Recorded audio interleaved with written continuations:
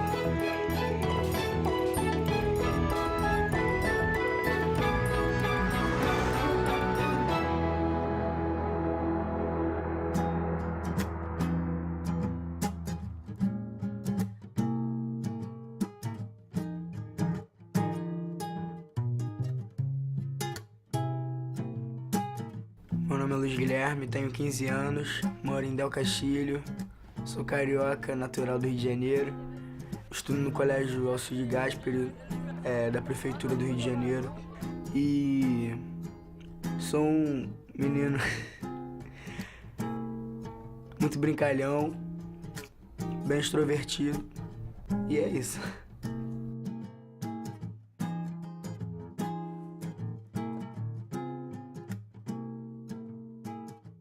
Meu nome é Maria Catarina. Meu nome é Ian. Paloma. Eu tenho 14 anos. 15 anos de idade. E estudo no Colégio Interescolar Máximo da Silva. Estou cursando Primeiro ano do ensino médio. Minha matéria favorita é francês. Português. Matemática. Biologia. Nós estamos no Colégio Metropolitano, que fica no Meia, que faz parte do subúrbio do Rio de Janeiro, que fica no Brasil. Eu acho que o Rio de Janeiro é maravilhoso, as pessoas são maravilhosas, a paisagem é maravilhosa. Você tem as praias também. mas tem alguns contratempos que acabam nos desfavorecendo. O Brasil é muito conhecido também pela música, pela cultura. Tem cultura de tudo um pouco, né? Pela essa miscigenação, né? Acho que o Brasil eu acho que é o maior pedaço do mundo que a gente tem. O Brasil é um país que está emergindo, ele está crescendo. Ainda não é um país que é desenvolvido, mas já faz um papel importante na economia do mundo. Primeiro é importante deixar claro que a educação chegou muito tarde no Brasil. A gente costuma falar que o Brasil tem 500 anos, mas na realidade nós começamos depois que a família real chegou aqui em 1808. E nos primeiros 100 anos nós andamos muito devagar. Com relação à educação, eu acho que a gente pode dizer que o atraso educacional brasileiro é o grande erro coletivo que a nossa sociedade cometeu no século XX. Nós permitimos que nós passássemos por uma transição demográfica sem universalizar a educação. O que é a transição demográfica? É um período em que a sociedade sai de uma situação de alta mortalidade e alta natalidade para baixa mortalidade e baixa natalidade. E aí, quando as taxas de mortalidade caem e a de natalidade ainda não caiu, tem um processo de aceleração muito grande do crescimento populacional.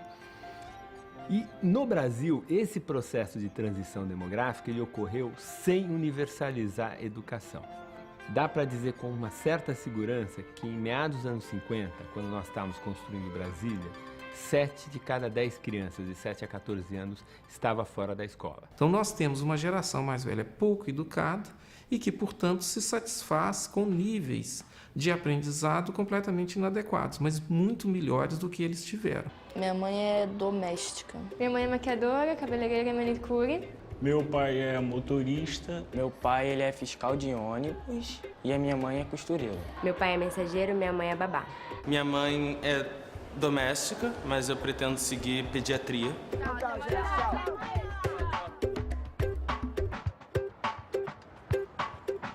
A gente procura dar para ele aquilo que nós não tivemos.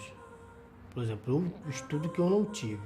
Eu só fiz até o 1º grau, aí tive que parar, tive que trabalhar. E não coincidia o horário de estudo com o trabalho. Mas para eles, para os dois no caso, a gente pensa assim, estudo. Quem estudou nos anos 1950, para ter acesso a alguma informação científica, não podia ter. Mas a gente tinha todos os livros, né? Hoje precisa. Bom, a escolha da UC de Gasperi foi porque, assim, como eu trabalho em escola, a gente tem sempre as referências, né? As pessoas dizem qual a escola melhor. O pessoal diz que a escola é boa, sim. Em vista das outras daqui, eu acho ela melhor, porque tem um pouco mais de lazer pra gente. Tem a questão dos jogos na hora do recreio, totó, tem ping-pong, tem um montão de coisa.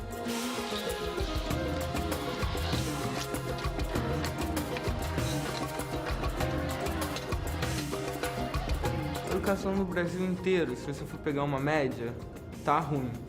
Porque faltam muitas coisas. Eu acho mais ou menos. Deixa muita coisa a desejar. Infraestrutura para algumas escolas, alimentos, às vezes até material, professores. A educação no Brasil não é das melhores, mas está evoluindo. Como qualquer outro país, tem que evoluir para ficar bom.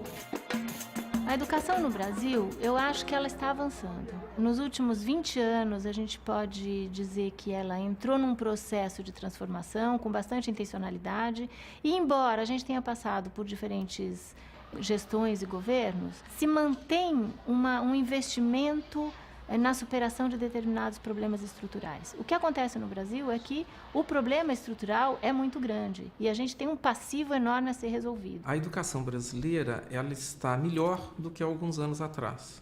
Ou seja, agora nós temos as crianças na escola, mas as crianças não estão aprendendo tudo que poderiam aprender. É um problema complicado, tem várias dimensões, não é? que tem a ver com a organização do sistema escolar, tem a ver com o conteúdo dos cursos que são ensinados, tem a ver com as características dos professores, enfim, problemas de tipo cultural, enfim, há um conjunto de fatores, né? Eu acho que a ideia de que você vai encontrar uma causa e vai lidar com ela e vai resolver o assunto, né? A bala de prata, infelizmente, não tem. O principal desafio do país hoje é garantir educação de qualidade para todos. Primeiro porque é um direito de toda criança e jovem a ter acesso à educação de qualidade. O segundo ponto é porque a educação ela é uma política estruturante para a garantia de outros direitos sociais, econômicos, de renda, enfim, outras garantias. E terceiro porque é importante para o país. Então, hoje esse é o grande desafio do país. Mas entre guerras, a gente sabe que é um momento de guerra, é um momento em que o homem trabalha muito, as indústrias já estão galopando. A gente chega aqui na escola às 7 horas, aí tem até um momento para o café da manhã, que a gente vem aqui e entra, e 7h20 a gente tem que estar dentro da sala já. 9h40 é um intervalo de 10 minutos, aí quando é 11h30 a gente sai da sala para a gente ir embora.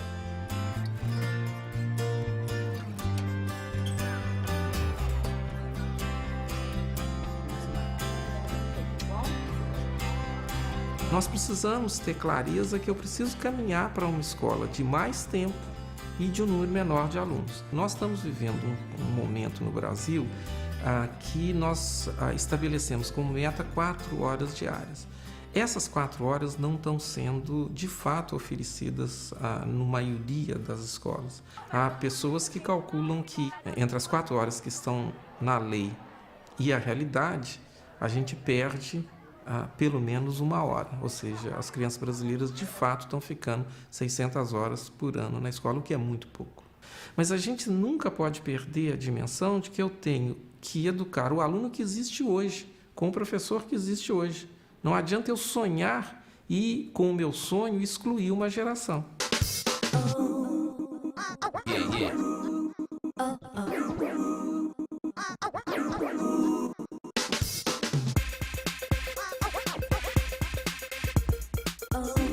Estamos aqui na Escola Mestre da Silva.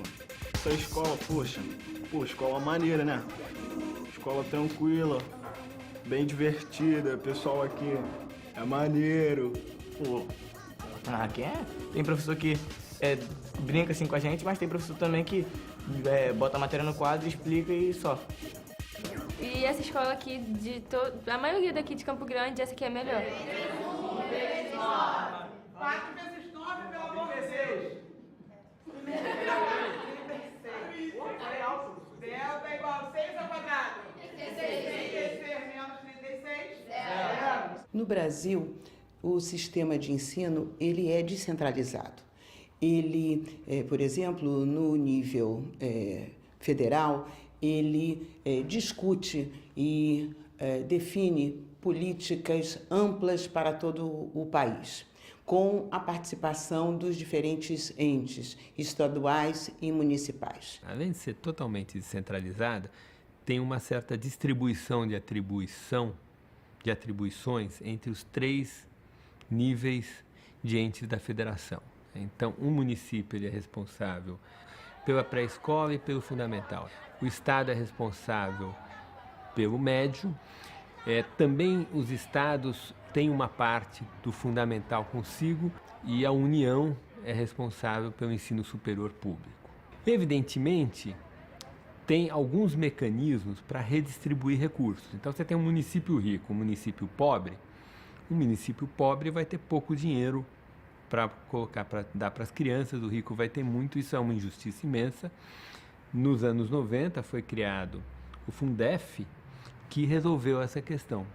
Uma parte da renda dos municípios vai para um fundo e esse fundo é redistribuído dentro do Estado conforme a necessidade, ou seja, conforme o número de alunos que estão na rede pública dos respectivos municípios. O Fundef também previa um dinheiro federal para redistribuir entre estados, porque não só existem municípios mais ricos e mais pobres, mas tem estados mais ricos e mais pobres, né?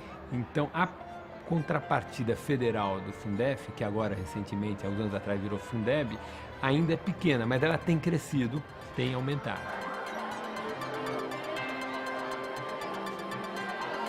Em termos de investimento, quer dizer, em termos proporcionais, o Brasil não está muito baixo. O cálculo hoje é 5% do PIB, isso está acima da média internacional. Alguns países têm 7%, por aí, é mais ou menos isso. Claro que o Brasil, não sendo tão rico quanto outros países, 5% é menos dinheiro do que 5% de um país rico, né? Mas há um problema muito sério de mau uso do dinheiro. É uma questão de gestão. E tem, de fato, no Brasil, tem um resultado que é um resultado muito surpreendente, que é uma ausência de correlação entre o gasto e a qualidade. Porque o gasto por aluno é o gasto que saiu do Tesouro e não o gasto efetivamente efetuado. O que, para mim, é uma ótima notícia, porque significa que a gente tem um caminho para tentar melhorar.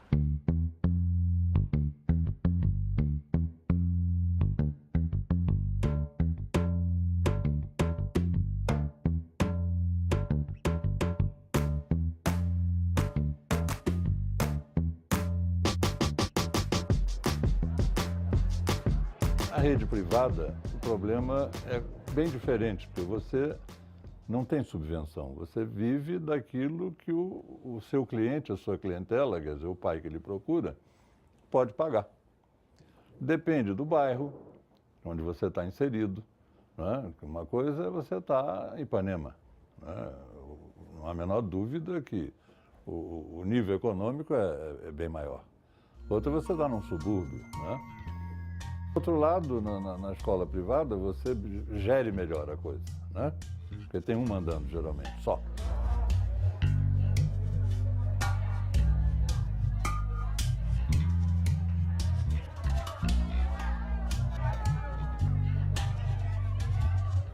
A escola privada, ela longe de ser um problema, ela é parte da solução.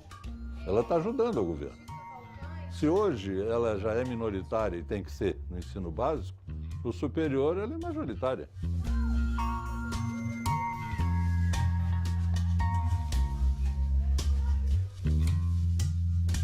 Olha, eu acho que o Brasil tem feito muito bem a lição de casa mais estrutural da educação. Tem desencadeado políticas tentando superar os problemas estruturais, que são problemas de financiamento, que são problemas da questão federativa, de como articular os diferentes níveis federativos no processo educacional. Já do ponto de vista do processo pedagógico e da formação final desse aluno, eu acho que a gente ainda tem muito mais a avançar.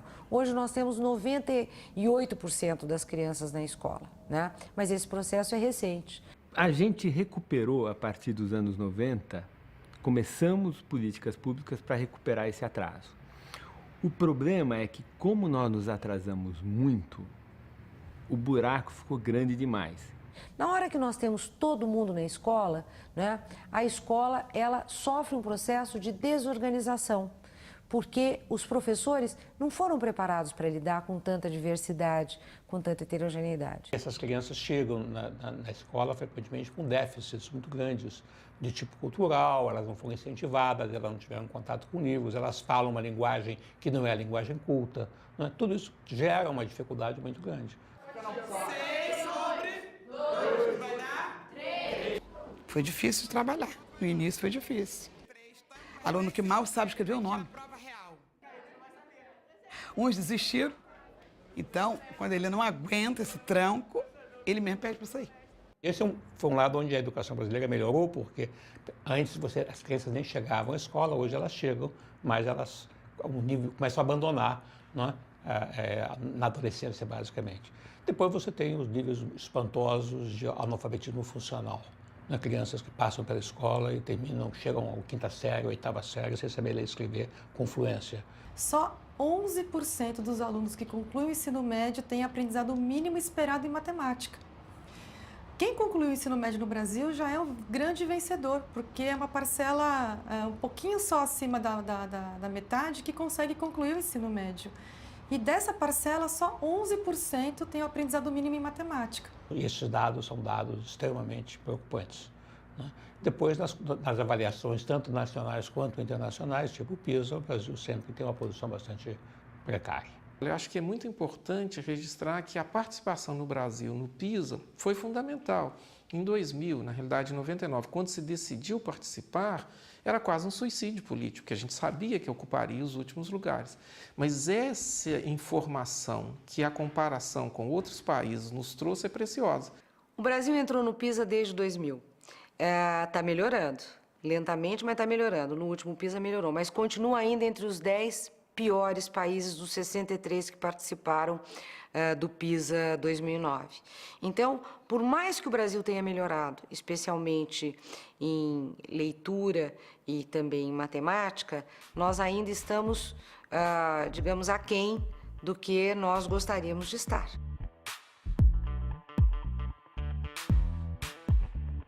A gente escolheu a frase Uma Escola de Vida, porque assim, nós passamos muito tempo dentro da escola.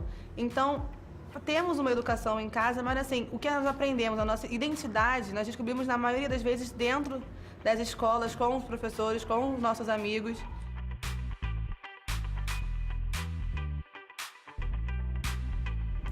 Eu escolhi essa foto com um pai lendo para o filho, porque eu acho que a educação ela começa em casa e através também dos pais passando cultura pra gente, descobrindo, ajudando a gente a descobrir quem a gente é. O Brasil é um país muito desigual. Na realidade, a desigualdade está completamente naturalizada no país. Isso desde do século XIX.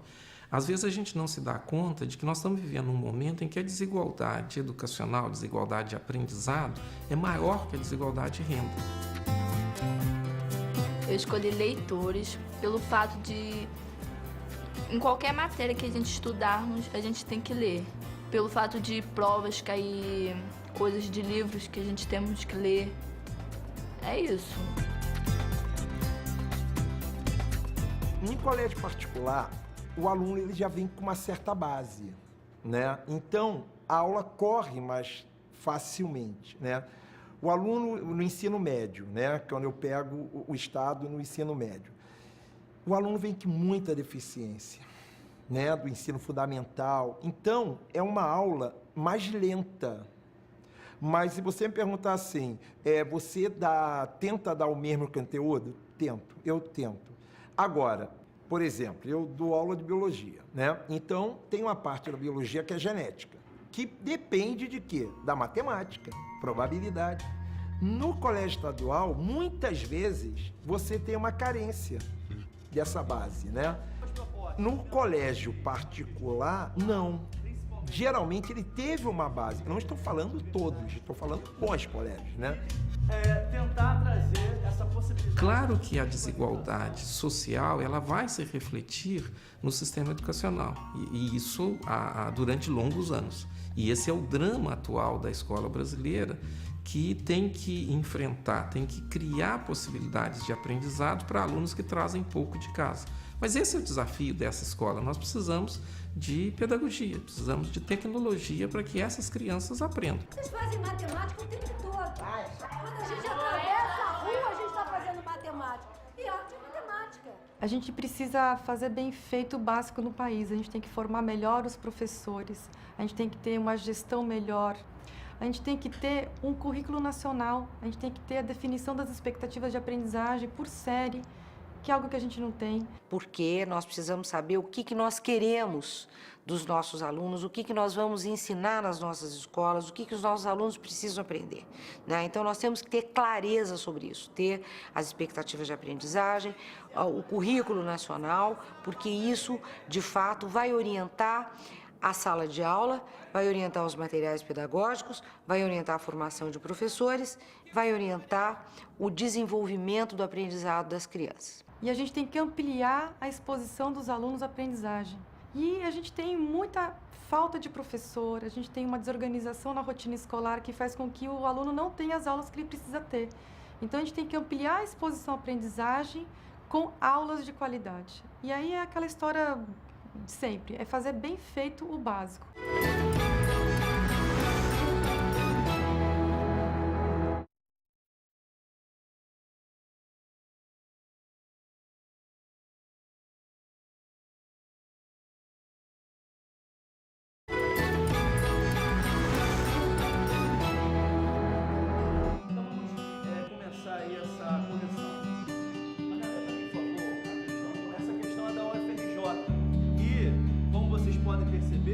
Trata-se de um documento histórico datado de 1548.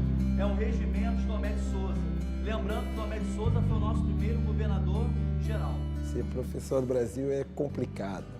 No meu caso, por exemplo, trabalho todas as manhãs, todas as tardes e noites. Família fica sempre de lado, né? Eles compreendem porque é um modo que eu tenho que dar um certo conforto. Porque se ele viver de uma escola só, com o salário, ele não vai viver. Então, ele tem que fazer concurso para tudo que é possível. Eu trabalho no município 30 horas, no estado 16 horas e no particular 20 horas. Então, só me sobra 2 noites livres. Então, se você não fizer isso, o seu salário, você não consegue sobreviver com ele. E nos grandes centros urbanos é mais complicado ainda. Também no Brasil a gente tem que prestar atenção que a realidade educacional em grandes cidades é uma e nas cidades de médio porte e pequeno porte é outra. Eu, inclusive, hoje estava pensando, hoje à noite eu vou dar aula no estado, né? E o aluno do estado que chega às 7 horas da noite, ele tem a mesma esperança de que o aluno que chega às 7 horas da manhã. Né? Ele quer que eu tenha um desempenho bom, porque é a primeira vez que ele está me vendo aquele dia, mas eu já dei 12 tempos de aula. Então é complicado. Ser professor é muito complicado no Brasil. Eu acho até necessário da pessoa ter mais de uma matrícula em mais de uma escola, mas quando chega na quinta e na sexta-feira o professor já está meio estourado já, quase sem voz, bem estressado. São poucos professores que se mantém ali igual na segunda. Michael, eu vou começar com você. Eu tô falando com o Michael.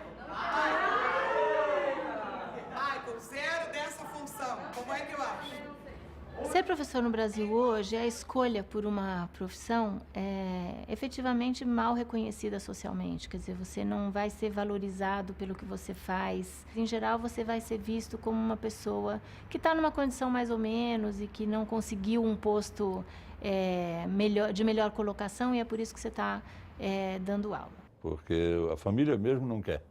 Porque ganha pouco, porque isso, porque aquilo, aquilo outro. Na minha família, por exemplo, muitas pessoas dizem: você é tão inteligente, se você tivesse feito medicina, você teria passado.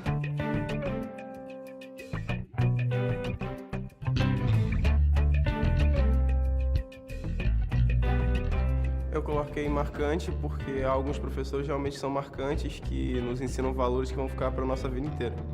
Se o professor ainda não fosse uma coisa essencial, nós colocaríamos robôs numa sala de aula que ensinariam uma matéria, a gente voltaria só com a matéria na cabeça, teria a cultura, não teria o que ele passa pra gente. Eu coloquei futuro porque o professor faz o futuro, ele vai moldar a sociedade do futuro. Quando a minha irmã fica com problema no colégio, eu e minha mãe vamos ajudá-la, né? E eu acho muito legal aquela coisa de você passar um conhecimento que você sabe.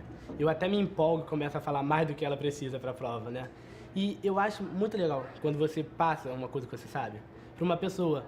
Só que quando você vê a vantagem de ser professor, a questão de salário e como viver, não chega a valer a pena. E também o professor não é valorizado na sala de aula por muita gente.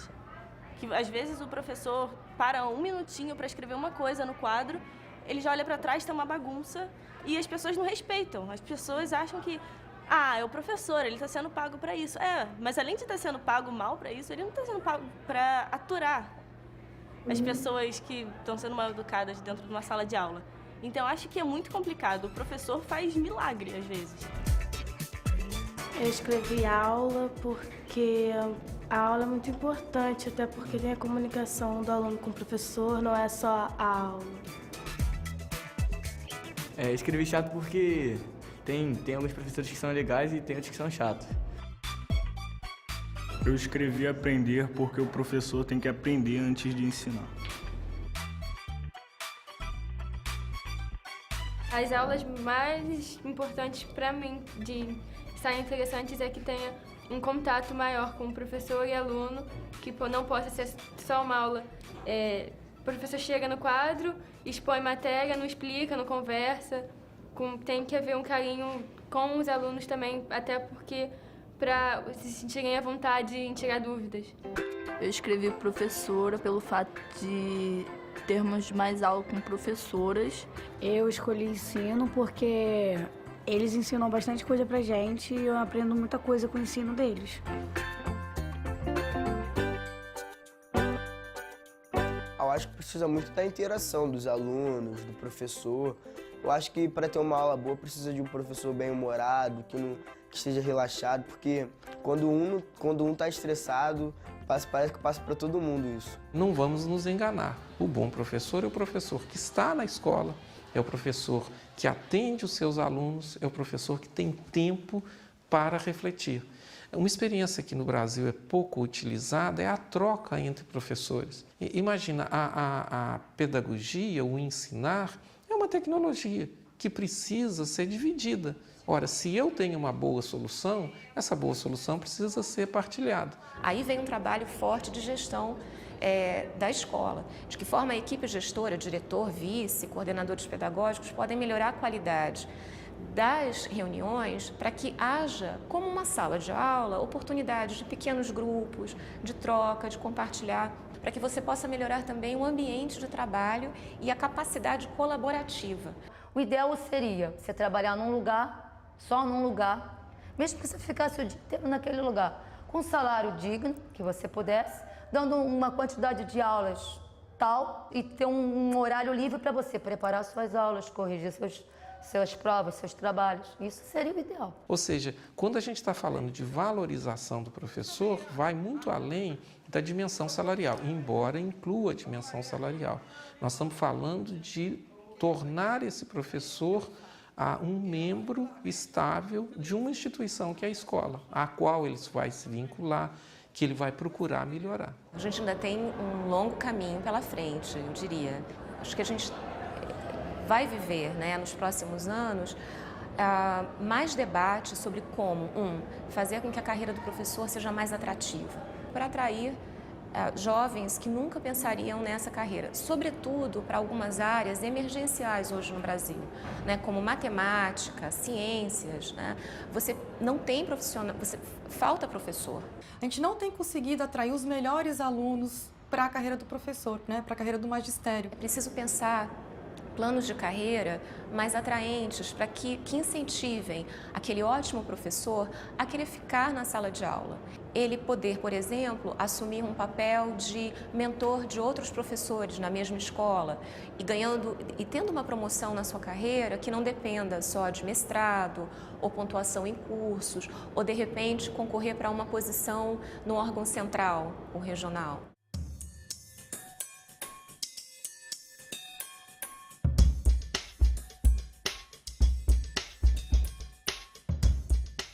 Para a gente ter educação de qualidade, a gente tem que ter professores de qualidade nas salas de aula. Então, isso tá super, acho que não tem quem questione isso. Para ter isso, você tem que ter professores bem formados. E aí a formação inicial, principalmente do país, ela tem uma carga muito mais forte na teoria, nos grandes pensadores, que é importante, é a base, mas você não pode ficar só aí. E a gente tem pouco peso, pouca ênfase nas técnicas, na didática, em realmente como fazer com que o aluno aprenda. O que eu posso fazer numa sala de aula para garantir a aprendizagem dos alunos? Escrevam primeiro e quem puder desenhe também. O professor tem que saber o conteúdo e depois tem que saber ensinar. São duas coisas. É possível ensinar, né? Agora, tem que querer, né? Tem que ter atitude, vontade, né? E muito esforço, né? Sem esforço não se faz nada. E você está trabalhando com um pessoal que, na verdade, muitas vezes escolhe a profissão de docente como segunda opção, né? E às vezes não tem condições culturais, de formação para fazer um trabalho com autonomia e com capacidade própria. Você tem que apoiar essas pessoas o mais que você pode, do ponto de vista de material, preparação, conteúdo, como é que ele organiza. Você tem que fazer um trabalho muito mais sistemático de capacitação e de acompanhamento e treinamento do professor para ele desempenhar a sua função. Nós precisamos, eu costumo dizer, fazer um novo acordo. E que todo o processo de capacitação, de melhores salários, ele tem que hoje incluir o direito de aprendizado da criança. Então é uma equação que tem dois lados. Quer dizer, que é a criança, é o jovem e é o professor.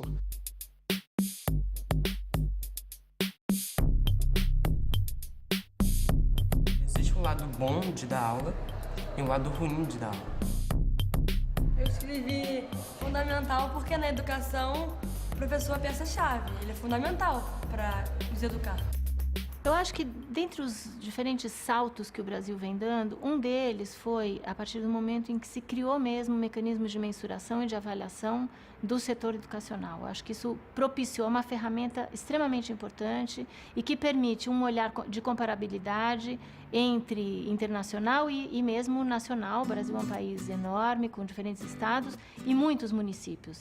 Então, essa possibilidade de mensuração é muito importante para que a gente possa ter um olhar e pensar o processo educacional a partir de determinados critérios comuns.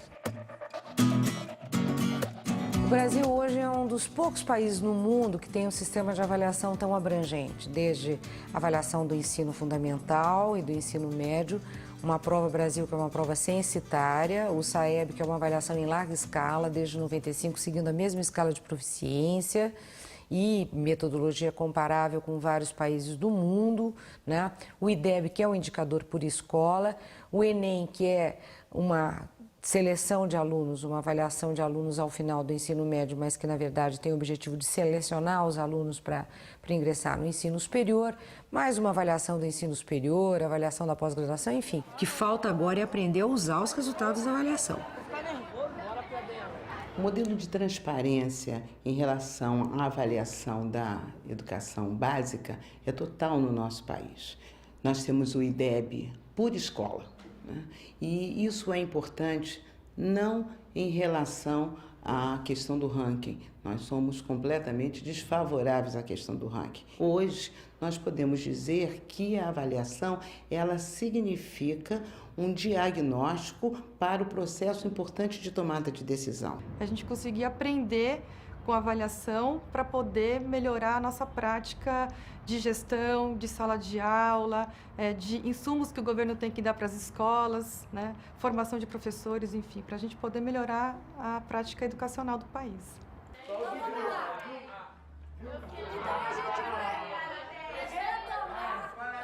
Quando você faz uma avaliação pegando português ou matemático, né, e não faz outras, isso você pode gerar um problema que as pessoas começam a querer bater, né, trabalhar para fazer a prova, conseguir a nota na prova. Isso pode gerar efeitos negativos. E no teatro, até nos esportes e todas essas atividades extracurriculares, nas aulas de literatura, de história, onde é promovido o debate, as pessoas aprendem a lidar com o grupo, aprendem a falar, aprendem a medir, aprendem a aceitar crítica, que é uma coisa fundamental na vida, né? Eu entrei porque eu era muito tímida, eu tinha vergonha de falar oi para as pessoas. E acabou que eu mudei depois disso. Agora eu consigo me virar melhor, então eu acho que isso vai ser importante para o meu futuro. Eu estudei aqui desde pequena, então pela minha experiência própria, eu sei como é importante você conhecer a música e apreciar, você conhecer o teatro, você conhecer o folclore, né? Você desenvolve a tua sensibilidade, você tem esses canais abertos.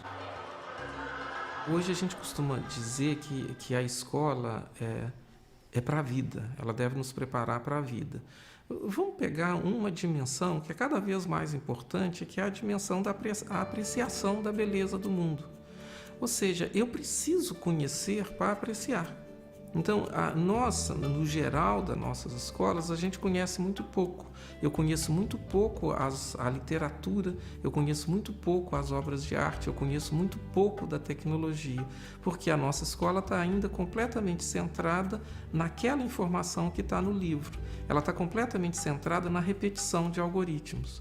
Então, enquanto que a vida não nos pede isso, a vida nos pede, como a gente usa na linguagem técnica, competências que vão nos permitir viver melhor, ser mais livre, apreciar mais. Então, a nossa escola precisa dar esse salto forte em direção às coisas concretas que é a vida. E agora a vida, numa relação mais internacional, mais mundial, vai nos exigir.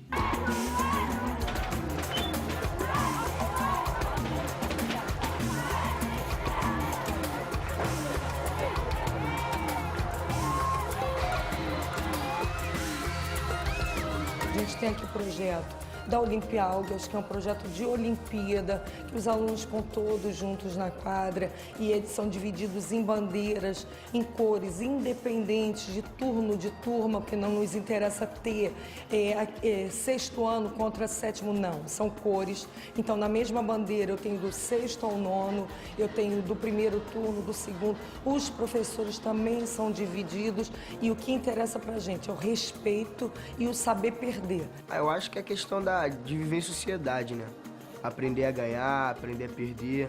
Eu acho que isso é muito importante para a formação de um cidadão, para viver em sociedade mesmo, para ter respeito, para viver mesmo. Quando a gente pensa na educação pública como um grande instrumento para se reduzir a desigualdade social, para se promover a mobilidade para as crianças e jovens de maior vulnerabilidade social, essa exposição a essas diferentes áreas de conhecimento é fundamental.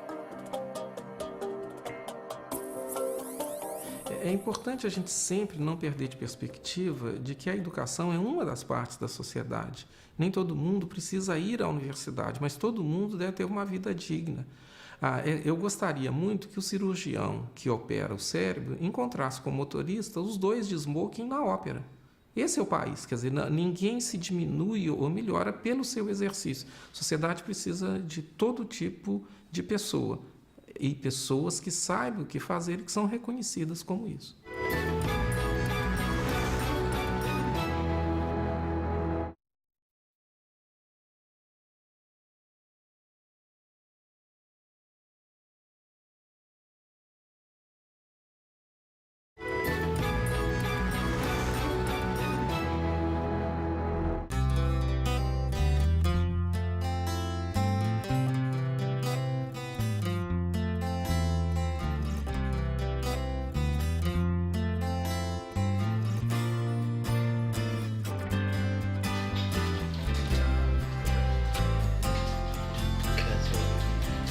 Fora do colégio, olha, eu sou mais apegada a estudar em véspera de prova.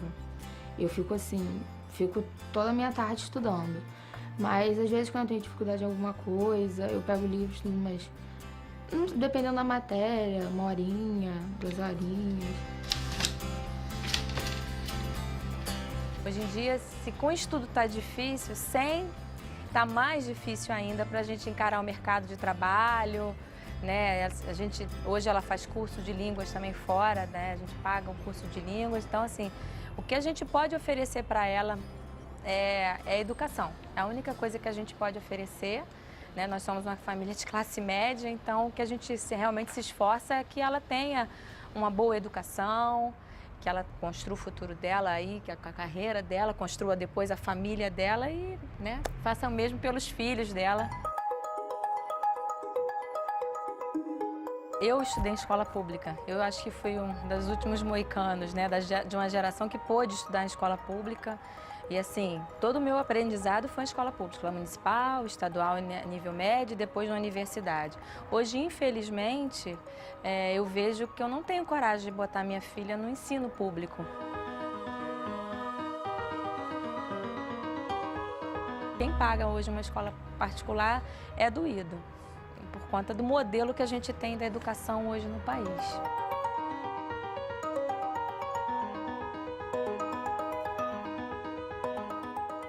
Aqui no Brasil, a gente reiteradamente enfrenta essa comparação de que a escola particular ela seria melhor do que a escola pública. Na realidade, o que a gente deve sempre olhar é a escola que seleciona os seus alunos e a escola que não seleciona. Então, as escolas federais selecionam e, portanto, elas aparecem nas classificações como se fossem boas.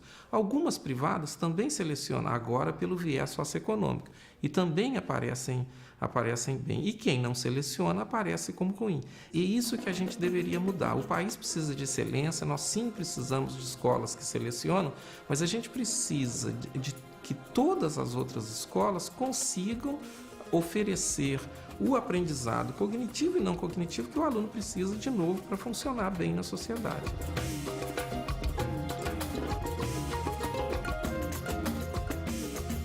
É um colégio que a gente não aprende só a matéria, a gente aprende muita coisa.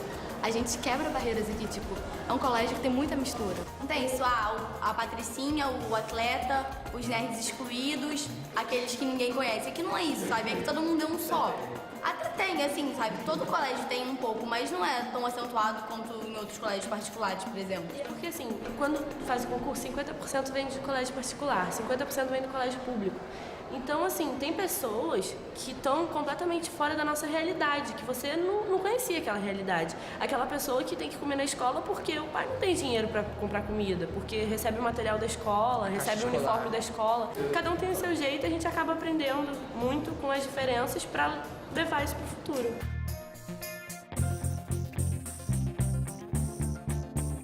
Um cuidado, né, que a gente precisa ter é não igualar, né, privado a qualidade. E eu digo isso porque, trabalhando em comunidades da periferia, muitas vezes você conhece pais que batalham, que com muita dificuldade, que fazem 1000 sacrifícios para enviar seus filhos aos colégios particulares que se proliferam nas comunidades pobres de periferia. Por quê? Porque para eles, se eu mando meu filho para um colégio particular, a educação vai ser de maior qualidade. A gente sabe hoje, inclusive por avaliações, né, que esse não é o caso. Existem muitas escolas particulares de baixa qualidade.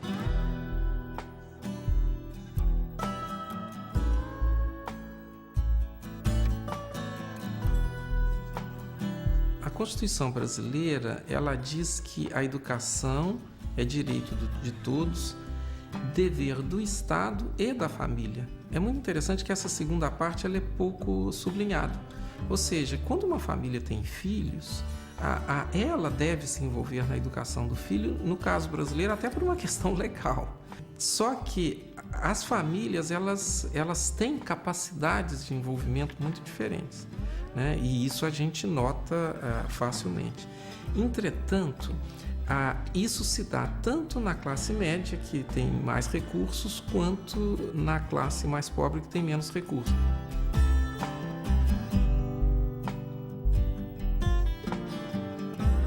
visão que as famílias têm sobre o seu papel no processo educacional não é assumida como uma parte estruturante e fundamental no processo. E eu acho que isso, em parte, é culpa também da escola, que eu acho que por muito tempo ela assumiu a função escolar com pouco diálogo com as famílias, e as famílias precisam ser formadas. A gente tem um contingente enorme no Brasil de pessoas que não passaram por um processo de escolaridade, que não têm a representação do processo escolar dada. Então, eles precisariam também de um processo formativo para que eles pudessem ser convidados a participar e eles soubessem como eles podem participar colaborando com os filhos. O que eu digo para eles, se vocês estão dando luz do filho de vocês só estudar, ele tem que estudar bem estudado, ele tem que produzir o melhor que ele possa, ele tem que ter todo o caderno arrumado, ele tem que ter as notas boas, ele tem que cumprir suas tarefas, porque é uma troca. Se vocês trabalham para que eles possam ter o mínimo de conforto, vocês têm que exigir deles também a troca disso tudo. E a gente também exige.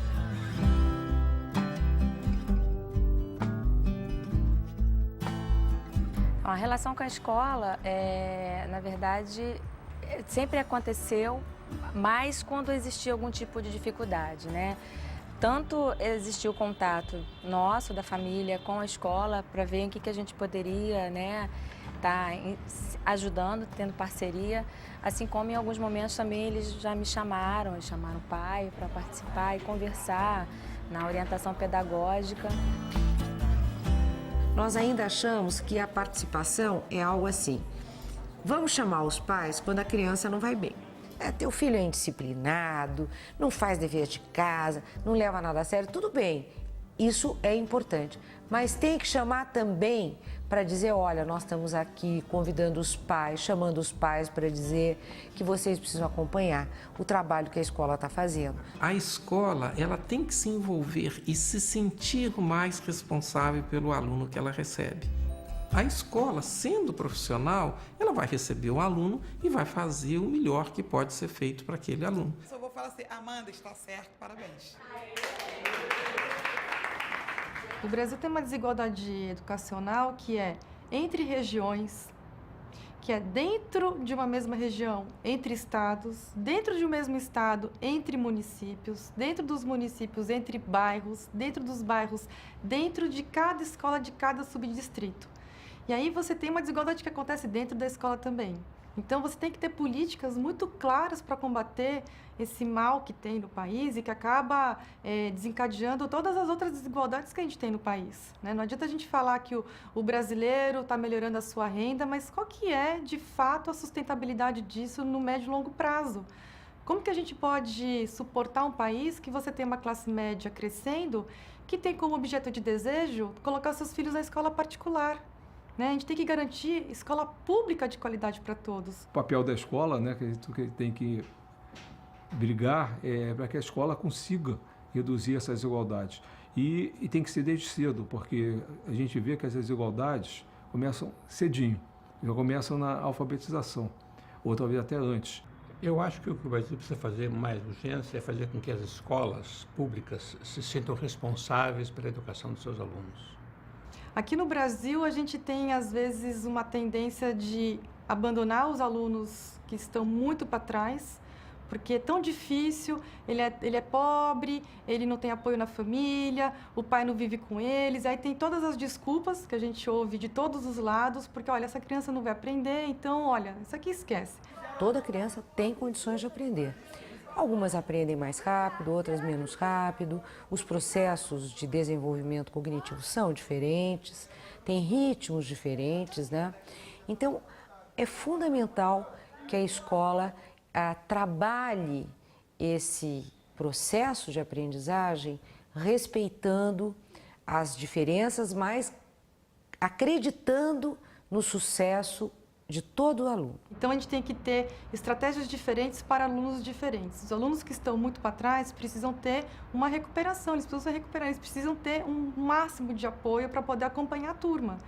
E aqueles que estão melhores, aqueles que estão no nível que seria o avançado, eles precisam ser desafiados, porque a gente não pode perder a excelência na escola pública. Olha só, Ian, quando a gente dá aula, a gente não dá aula para meia dúzia, não.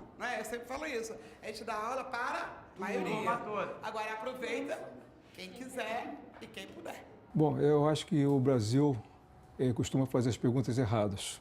Eu ouço muita pergunta, o que é melhor, a promoção automática ou a reprovação? Eu diria que nenhum dos dois. Os dois são inaceitáveis. A gente não pode permitir que o aluno passe sem saber e não adianta ficar reprovando, às vezes até um aluno que sabe muito mais que o outro que foi aprovado. Toda avaliação mostra que a repetência não resolve. Então, qual é a solução? O que é aceitável? Que todo aluno aprenda e passe, ou passe e aprenda. E nós temos que procurar estratégias para que isso aconteça. Nós temos, desde o início do ano, começar o ano letivo, fazendo pequenas provinhas diagnósticas. O bom professor já sabe quais são os alunos que estão com dificuldade. Às vezes o aluno já começa o ano tendo dificuldades, ele não aprendeu o que ele deveria ter aprendido no ano anterior. Então ele já chega com um problema, ele precisa recuperar aquelas estruturas, aquelas competências que ele não aprendeu para continuar aprendendo ao longo do ano de uma forma satisfatória. Me considero um aluno regular ali, tá sempre ali na média ali. Eu acho que sou aluno suficiente bom para passar de ano, entendeu? O ser humano só conseguiu chegar à Lua por causa da ambição dele. Temos que trabalhar também com a sociedade. Nós temos que mudar a cultura, que é passar de ano. A cultura tem que ser aprender. A pergunta deve ser, você passou de ano, você aprendeu? E isso é a coisa mais fundamental. Aqui no Brasil a gente não valoriza o bom aluno. A gente não tem uma cultura de falar, olha, que legal que você é bom aluno e que legal que você é esforçado também. Que legal que você estuda, que você é aplicado, que você faz os exercícios a mais. A gente não tem muito isso aqui no país. Eu conheço pessoas que param de estudar para não ser chamadas de nerd. É estranho, porque são pessoas assim, que têm potencial para tirar boas notas, para serem pessoas inteligentes e para não ficar assim desfocado do grupo, que é o grupo do fundão, que é o grupo que faz bagunça, não estuda, ou se estudar, às vezes faz o possível para não tirar uma boa nota, para não se desfocar daquele grupo. É estranho, gente, porque não tem nada errado em ser bom aluno. Eu prefiro muito mais passar de ano direto do que ficar em recuperação. Eu acho que essa questão da cultura, é uma cultura anti-intelectual, né? O bom aluno é o aluno CDF, é o aluno, né, que, enfim, antigamente falava no meu tempo CDF, hoje em dia não sei o que você fala, mas eu acho que é um problema, né? E esse problema está muito associado aos alunos que justamente não conseguem acompanhar e fazem do não resultado, de enganar o sistema, um valor. Não acho que é uma questão fácil. Minhas notas estão mais ou menos. Eu estudo meia hora por dia em casa. Eu estudo mais ou menos 1h30 por dia. Quanto tempo? Nenhum. Olha, isso depende do que eu for fazer no dia. Eu faço trabalho de casa quando tem. Eu só estudo na escola mesmo. Só aqui, cara. Faço mais nada da vida.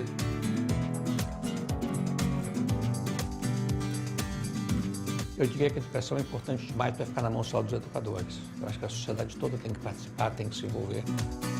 Eu quero uma escola funcionando, rotineiramente, entende? Há no debate educacional no Brasil um pouco da expectativa do professor herói. Ou seja, aquele professor que tão envolvido, tão capacitado, ele então faz toda a transformação. E eu acredito numa escola constituída de professores implementando um bom projeto pedagógico rotineiramente. Isso é uma ideia com muito pouco glamour, mas eu acho que a gente faz democracia exatamente com esse tipo de rotina. Eu não faço democracia com heroísmo ou com artesanato. É uma boa educação para todos. O que implica num Estado, numa escola funcionando.